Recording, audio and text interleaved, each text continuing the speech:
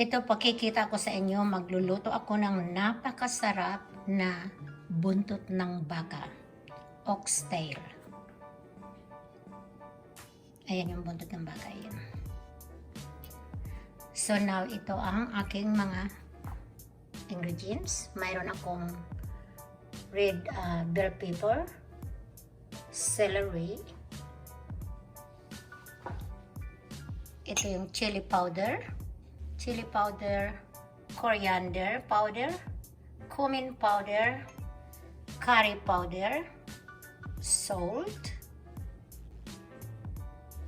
whole black pepper in bay leaf, dahon ng black pepper din siya. At mayroon akong olive oil, shallot, onions, and fresh garlic. So, tara, umpisa na natin magluto. Okay, tara, ito magluluto ako ngayon ng buntot ng baka or curry oxtail. So, tara, umpisa na natin. Ilalagay ko tong olive oil para igasa yung onions and garlic. So, ito yung garlic.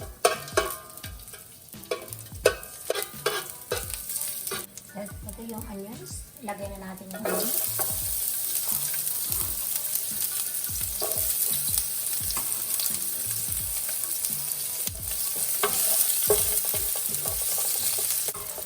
Tapos ilagay na natin itong buntot ng baka.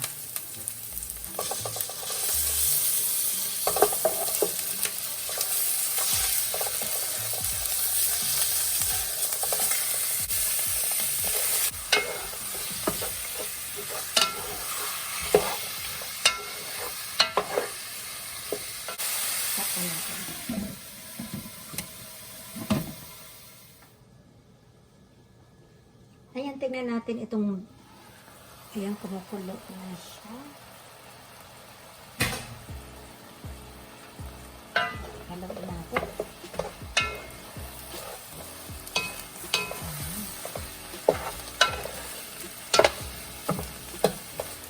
Tapos, ilagay na natin itong mga ingredients na. Ito yung curry powder. Curry powder.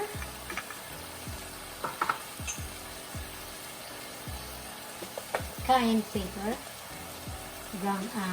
cayenne pepper, cumin, and coriander.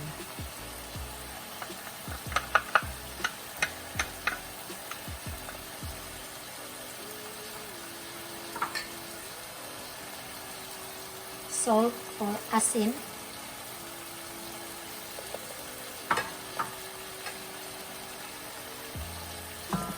Yung bili,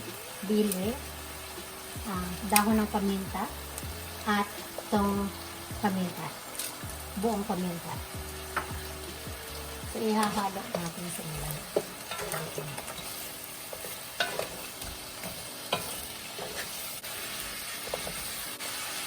I-reduce natin ang kanyang fire.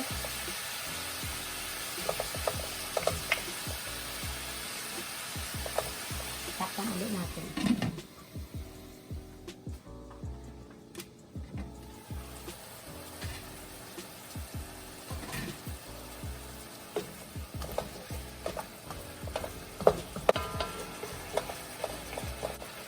So, tapos lagyan na natin ng tubig. Hayaan natin na kumulo na siya ng kumulo hanggat sa lumambot na yung buntot ng baka.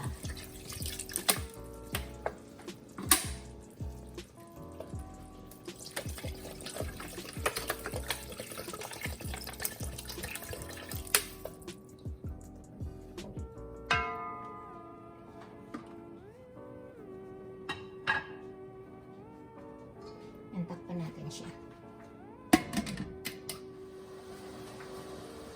So, tingnan natin, almost caramelized na yung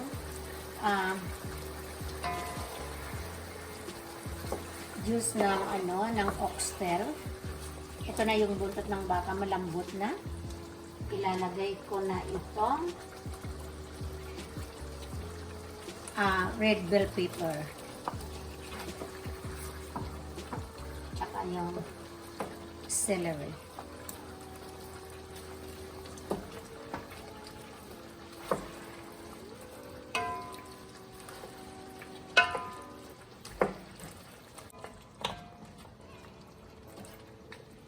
Ayan, takpan natin ulit. So, in 15 minutes, ayan, tapos na. So, kaya guys, wag ninyong kalilimutan na i-like, comment, and subscribe ang channel ni Lin O para palagi kayong updated ng kanyang mga bagong luto.